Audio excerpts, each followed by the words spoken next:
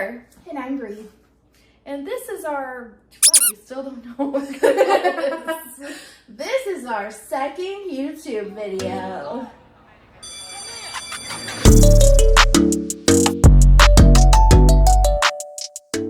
We're gonna have to choose a song, yeah. We are gonna have to choose a song. Yep. Fiverr. They are not sponsoring us, but they should. For real. Also, Shein is not sponsoring us, but they should. Also, World Anvil is not sponsoring us, but they should. I am going to try to wear fun earrings in all of our videos, and all of my videos too. And I am, so far have gotten them all from Shein. These are swords.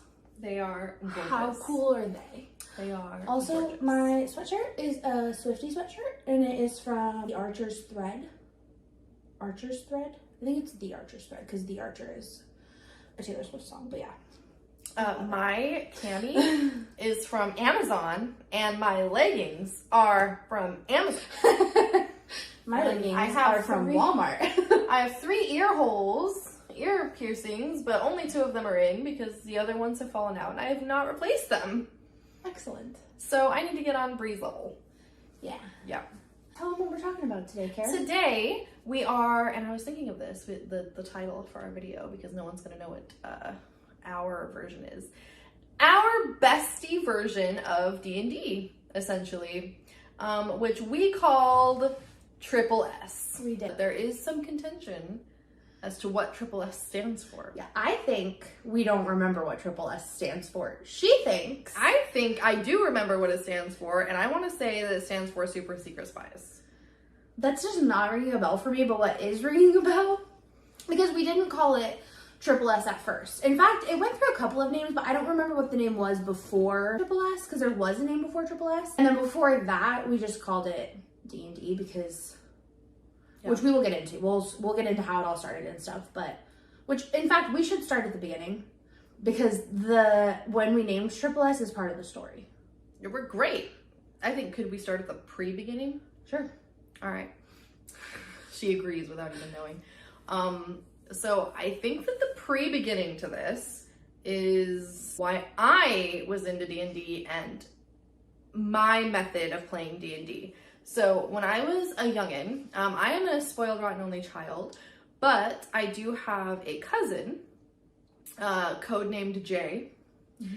And he is more like a brother to me than a cousin, to the point where I call him my brother cousin, which he does not appreciate or approve of at all. And I don't know why that feels like Alabama. That's exactly what he says. That's exactly what he says. You'll have to tell him I'm on his side. For once in a millennia, on this day, June something, 2023, Bree and Jay agreed on something. That is unheard of, honestly. So he does not like that I call him my brother cousin, but I want you to know it's not an I word thing. I don't want YouTube to flag this video for using that word. I don't know if they will. I do not know. I also don't know. But we are first cousins, but I call him my brother because that's more the bond we have. Anyway, so when I was young, he's 5 years older, and so I remember being like 6 or 7 and just being so interested in his Dungeon and Dragon books and being so interested in his Dungeon and Dragon groups and groups and stuff. And I remember asking him one day, very vividly, I remember this. We were in my great-grandmother's house, and I remember asking him, Jay, will you teach me D&D? And he said, no. That doesn't surprise me at all. Honestly, if you had said yes, I would have called your bluff. Yeah.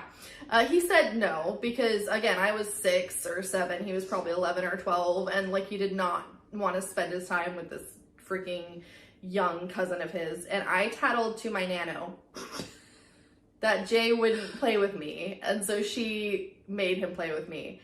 But I was too young to really grasp the whole stats and rolls and dice and math and all that. So he created a version of D&D for me and him to play together that was 100% roleplay. No books, no dice, no rules, literally just imagination. He was the DM and he created this world for my character and we just roleplayed imagination back and forth.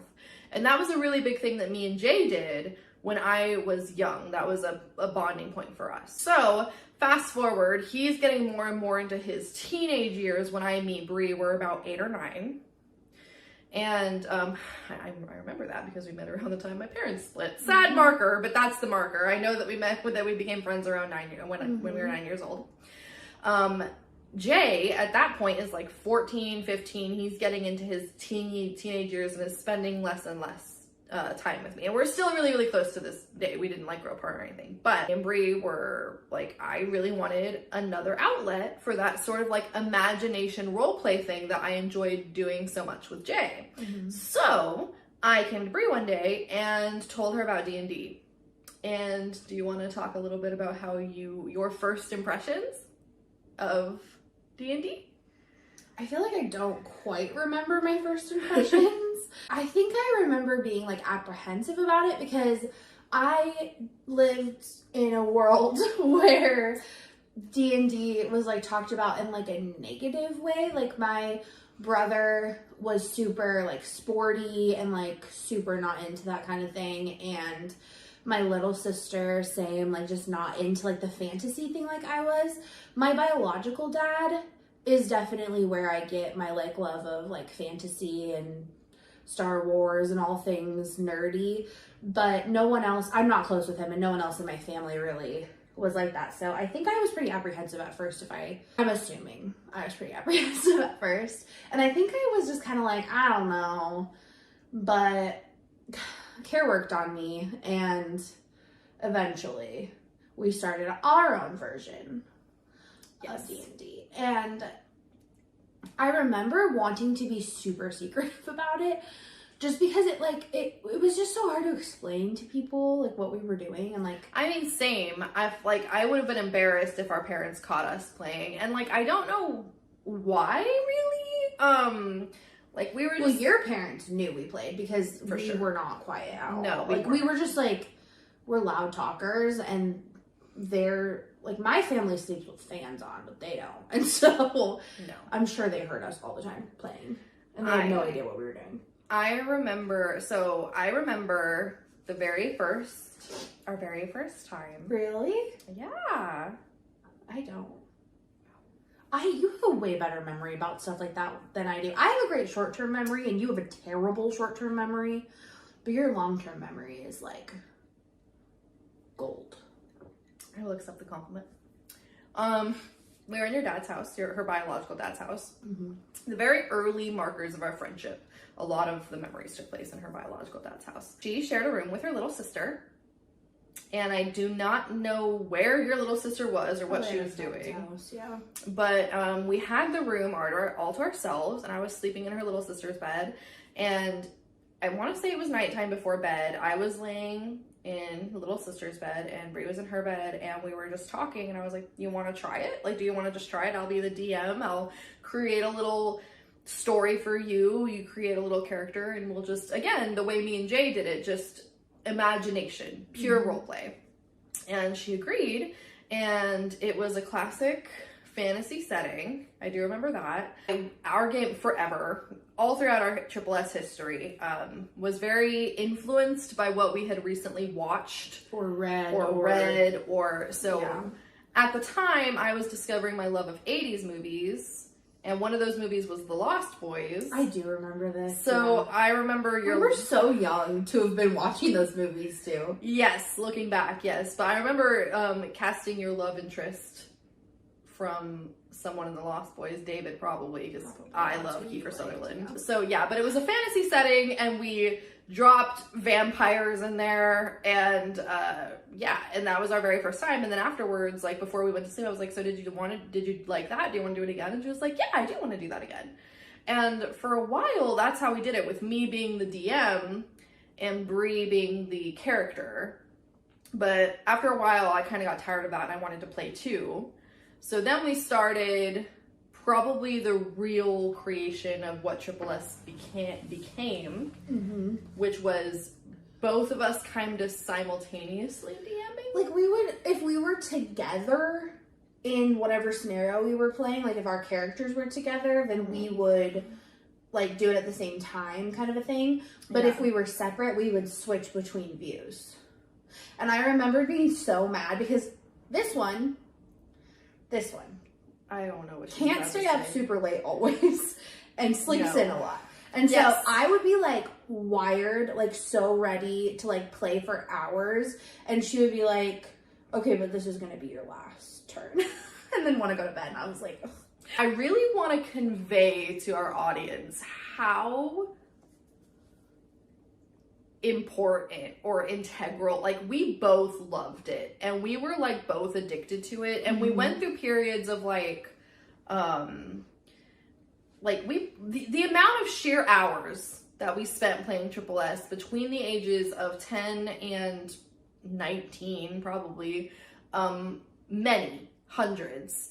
And we both freaking loved it. There were times we were both excited about it. Now, one of us would usually cool off on a specific game we were playing. So, like, do we want to go through the process of how choosing a game worked? Yeah, I mean, it was pretty much just we would both come to each other with ideas for games, and then we would debate it until eventually one of us caved. Yes.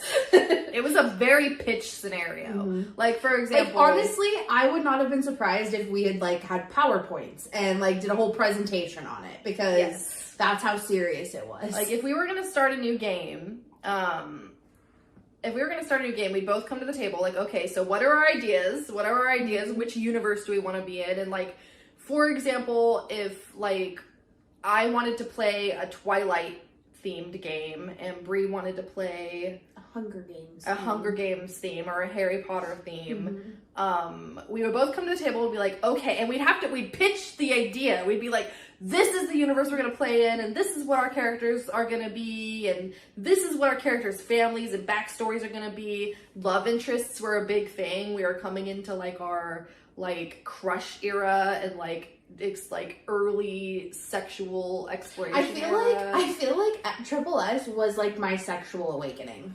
Your sexual awakening was outside of Triple S, I feel like, but mine was Triple S. I definitely got like our escapism. Triple S was our primary escapism, and I definitely remember being very invested in the romance plots that were going on in Triple S, and like our love interest choice would make or break a game, and it was great. So like, I feel like too, we would like call each other out and be like, that doesn't sound very in character. Like that wouldn't be in character of that person. My character wouldn't do that. Your character wouldn't do that. His character wouldn't do that. Occasionally, we both wanted the same love interest, and that was a problem. Not good. Yeah, one of us would have to settle for like another love interest.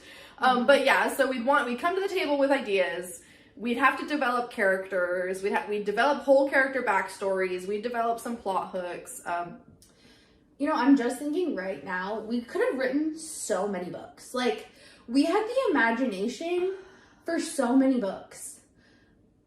I feel like, honestly, and I was going to say this when we were talking about, like, videos and stuff last night, but I wanted to, like, save it to talk about with this video. But, like, I feel like we just, like, based on, like, the kids that we were and, like, what our interests and stuff were, like, we needed Triple S. Like, we needed it to be able to, like, have that outlet. And, like, I think I needed it a lot because I had a lot of, like, judgment in my life for being, like, super nerdy and liking, like, fantasy stuff and things like that.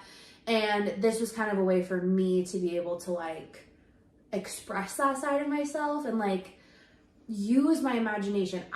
We've talked about this before. Oh, that's beautiful. We've talked about this before where we feel like we cultivated our imaginations so well that we were still like way more imaginative than our peers were into our like teenage years because we were still playing Triple S. And we actually came to a couple of times in our teenage years where we would be like, okay, we're too old, like we need to stop. And then we'd miss it, and we'd go back and like play another game. Even after, because in our intro video, we talked about the great drought years when I moved away for college and then moved away for the military. We still played. Even like 17, 18, 19, we would be on the phone for hours, playing over the phone. And it was so great. And I do remember one time pitching an idea for you and I to make a scrapbook of Triple S games. But it was right around the time when you genuinely were growing out of it, and so the idea just didn't appeal to you. Like, and I'm sad that we didn't do that. Also, I think too, I kind of remember you saying that, and I don't have the memory that you have. So like, I don't remember all of the games. I mean, I know you don't remember all of the games. There's no way, but like, I will say I probably remember lost. very few. Back then, when I pitched the idea, I probably had a lot more material to work with. Unfortunately, I've probably lost like 98% of our Triple S memory. There's a few that stand out, but like, and the reason why I think it was called Triple S is because I want to the reason why I think it was Super Secret Spies is because I want to say one of our very first official, we both were DMing games. Our characters were spies because of that book. Yeah. Because of that book. The Gallagher Girls. Yeah. Books, which was like a spy school. See, I have a distinct memory. We live in North Idaho, and we live close to Silverwood Theme Park, and so we would go quite a bit. And I distinctly remember us coming up with the name of Triple S while we were in the lazy river at Boulder Beach at Silverwood Theme Park. And I feel like it had something to do with a hot Spanish man we saw. I really feel like one of the S's was Spanish. I really do, but I don't remember. That's also where we came up with Omga Pacifica. We will Omga Pacifica. Editor Kaer will put it on the screen. Yes, I will. OMG, he's so freaking cute. We had to come up with a code acronym word. Yeah, because there were so many. There were so many cute guys. Again, like Triple S came right at our like sexual, like starting to think guys are cute, starting to have things like arousal, and so like we were really noticing all the cute guys, because the best part about Silverwood, and I still hold this to this day, is the water park. So we spent a lot of time in the water park, so there were just we loved the shirtless guys walking around, and we just pointed them and be like, Omga Pacifica. Yeah, we would be like in a floaty. They had those like double floaties, and so we'd get a double floaty. We would get in it, and we would just float around the lazy river, and we would be facing different directions. So we'd both be scanning. Yep. And I really need you all to know we were too wimpy to actually approach any of these people. 100%. Pure gossip. We should totally do a video on our like body image stuff, because like I have a lot. Same. Yeah. And that was definitely a time in my life when I was not confident, and so there's no chance that I would have approached. I was not confident either. Which is so funny to me, because I was way skinnier then than I am now, and I have way more confidence now than I did then. That's good. I think confidence level matters more. Yeah. But I mean, we both know what my bangs looked like. Cute. And very my cute outfit choices. I was an ugly duckling for surezies. No. I will find one of the photos. I will put it on here.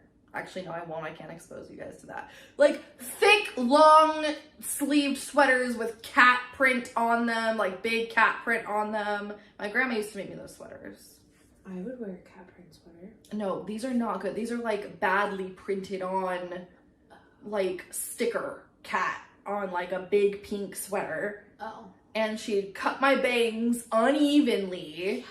And I also had this, like, I didn't know how to, like, drink properly, and I drank a lot of Kool-Aid. And a lot of soda. But, like, I remember the Kool-Aid specifically because the way I drank it, my upper lip, like, all the way up to my nose would be stained whatever color of Kool-Aid I was drinking. We had drinking. multiple conversations growing up about how to drink out of a soda bottle, because she would, like put the upper part of the soda bottle over her upper lip, and then, like, suck on the soda bottle, so that she'd come away with, like, soda, and, like, her lip was all, like, red. I remember that. Yep. We had multiple conversations. I was like, ma'am, that is not how you drink from a soda bottle. Yep. Let me help you. Yes. Yeah. That's funny. We were not going to approach any of these boys, but we would probably implant them into a Triple S game if they were cute enough. We did, yes. Oh, we did. Hold on, I need to readjust my hip. I'm 28 going on 80. You're welcome.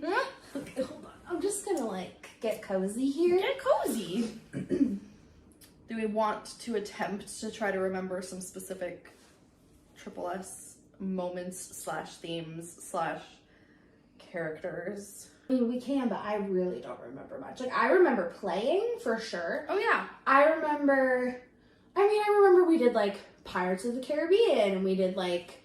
We did. Lots of Harry Potter. So much Harry Potter. I remember Twilight. We, like, rounded back to Harry Potter a lot. We did. Twilight, yeah. Lots of Twilight.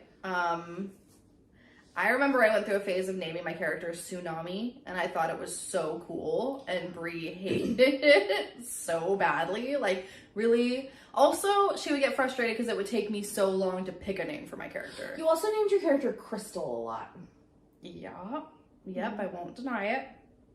Yep. See, and I feel like I changed the name of my character, like, every time. Like, it was never consistent. No. No. I remember sometimes the prep work was extensive. Like, I remember one time we wanted to be, like, cops, and I actually, like, wrote up and printed out, like, cases for us to, like, solve. You legit did. I remember that. Like, actual props went into the making of Triple S. I remember a couple times we tried the dice method, but it just didn't work for what Triple S had become. Like, which, I mean, we did it for a couple games. I feel like we did it like these dice mean something, like the outcome is bad, these numbers mean the outcome is good. And it did work, kind of, but it was just way, like, our imaginations were way too vast for that. Yep. Like, we could come up with 85 different options of, like, the outcome of an event. I wanted to make it clear. We were not, like, acting these out either. Like, we were literally, like, just laying down, talking. Yeah. The entire thing was just, like, sitting or laying, literally just having a conversation. And when I say actual props, it's because it was rare for us to have props. Because it was literally just me and Brie in a space just talking, and that fueled our imagination and entertainment. And again, we were both addicted to this. We did this for like 10 whole years. It was such an important part. Like, I think you're right. Like, it really cultivated our imaginations. It was a signal of the creative beings that we would become. I mean, I still love, like, playing with imagination. I've done D&D. I've done, I love role-playing games. I feel like as an adult, I would probably not dislike D&D. I've never actually played real D&D before, so I don't know, but I don't think we could pick up Triple S again, though. I don't think so either. We've just lost that. Like, I was thinking, like, we're definitely not, I don't want to say we're less imaginative. No, because we're not, but it's just the way we are has changed. And I think that kids have an ability to suspend belief easier than adults do. Because I mean, we did do it into adulthood. We did it when we were 18 or 19. I think 18. I don't think 19, but I think definitely 18. And the reason why I remember this is because I just remember it just lost its... It just wasn't the same. Like, we tried it after a while of not doing it, and we were older. It was probably like 6 or 7 months since we've tried it last. I was in the military doing my things. I was in Pocatello going to school, and we were both doing adult lives and adult things, and I remember us trying it. I'm not saying that role-playing is not adult. Like, I 100% still do D&D, Triple S. but like Triple S, different. The way it was, for what it was, we had both come to at the same time realizing that we really had, like, it was just kind of over. Also, now we're writing a book. We're writing a book. Well, I'm writing it, and Brie is editing and beta reading, which to me is a huge, like, yes, I'm putting the words to paper, but Brie motivates me to continue, which we need to do because it's been a while, but Brie motivates me to continue, and without her beta reading for me and editing for me and telling me that it's a good story and telling me that it's worth doing, I would never complete it. So, like, I'm the author and the writer, but the reason for its existence is both of us. So when I publish it, you're gonna have a whole page dedicated to Brie, because, like, I fully acknowledge that if you weren't helping me with my book, it would still be stuck in, like, the first 2 chapters. And so we have a lot of chapters. We have a lot of chapters now. we have 50,000 words. So I write them, and then Brie reads them, and then edits them, and then we laugh about some of the things. We were laughing so hard. I remember being so frustrated because we realized a really hilarious flaw in one of my chapters, but the chapter that we realized the flaw in was supposed to be a chapter that makes you cry. So I was like laughing. Which, I mean, to be fair, it was funny. In my defense, the chapter was sad. We're not talking about the book right now. We're not talking about the book right now. But yeah. Anyways, we'll talk more about it. We are still extremely imaginative, and I don't believe in putting an age cap on fun. Like, as long as you enjoy something, you should do it. And we just had a conversation about this the other day where both sets of our parents are kind of judgy about some of the things we still like to do as adults. Like, we're closer to 30 than 20. I don't feel like my parents are judgy. I just feel like they're like, they just don't get it. Like, they don't understand. Yeah, exactly. So, like, but yeah, I don't think we could go back to Triple S again if we tried. I don't even really want to try because, like, it's such a good memory. Like, I don't want to taint it with, like, trying to do it again. And we're writing a book, and I read a lot back then, but I read a lot more now. In fact, I have a whole social media group. Like, I have YouTube and TikTok and Instagram all about the coziest bookshelf. Yeah. Well, we can do a shameless plug. The coziest bookshelf is Bree's solo stuff. It's all about, not all about, but a lot of it's about reading. So that is like a way that I use my imagination. So I read a lot of fantasy, like a lot of fantasy. And I play a lot of video games, and I write my book. I write a lot. I also write fan fiction, which is another sexually expressive form of escapism. Say that 10 times fast. But yeah, we really needed, we were talking about doing a best friend channel. One of the very first things that came up that we knew we needed to talk about was Triple S, because it really did dominate our friendship and our lives for like 10 years. And it was so important to us, and I think it was so constructive for who we are today. And it was awesome. Triple S was also emotionally healing for me, because this is a funny, sad, melancholy moment in our friendship where... Of course she's gonna bring us down now after we were just giggling. No, it's funny. We're gonna laugh at me. Okay. But at the time, I was sad. Okay.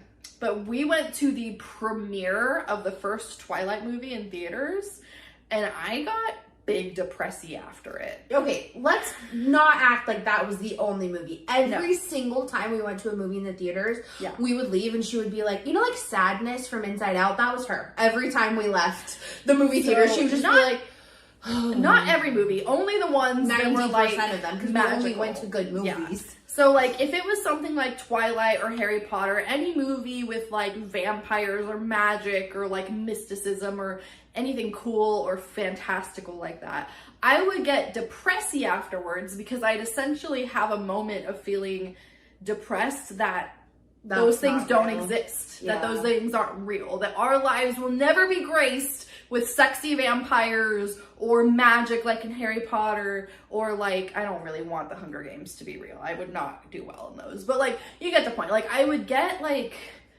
I'm gonna coin this term right now, mundanity sickness, where you just get depressed that this is it. Like, the life we're living, this is it. Yeah. And I remember walking around the park one day and just being like, so freaking sad that vampires don't exist. You were Sadness from Inside Out after those movies. Like, you were just like, everything sucks. Everything sucks. There's magic isn't real. Vampires aren't real. My, fantasy boyfriend isn't real. And I would just go through these moments, these really melancholy mundanity sickness moments. And Triple S was a good cure for that. Because then Brea would be like, do you want to play a Triple S game that's in Twilight or in Harry Potter or like whatever? Pick whatever topic I'm feeling particularly sad about after whatever movie we went to. And that escapism would like help me cope with the mundanity of human life on Earth. And I think that I still cope with that to this day by video games and writing and fanfic. And my and my fanfic. I was just gonna say, that was your fanfic origin story. That's my fanfic origin story right there. Yes. Being sad that my fantasy vampire boyfriend didn't exist. Or for the following movies, my fantasy werewolf boyfriend didn't exist. But anyway, that was our bestie version of D&D that was incredibly instrumental in our modern creative selves, our adult creative selves, cannot have been the only besties in existence to do something like this. No. So we want to hear what sort of imaginative escapism you did between the ages of like 10 and 20. I'm very curious. We also want to hear, didn't talk about this in the last video and I'm sad. Uh-oh. How long have you been friends with your best friend? Yeah! We, in our intro video, talked about the fact that we've been best friends for almost 18 years, which is insane. We're going to have to do something big for our 20th. We're going on a trip for our 20th anniversary, yeah. Yes. But how long have you been besties with your bestie? What sort of things like were really integral to your friendship that lasted a long time, you know, that like helped make you become, gave you the relationship what it is today, and make you become the humans that you are today.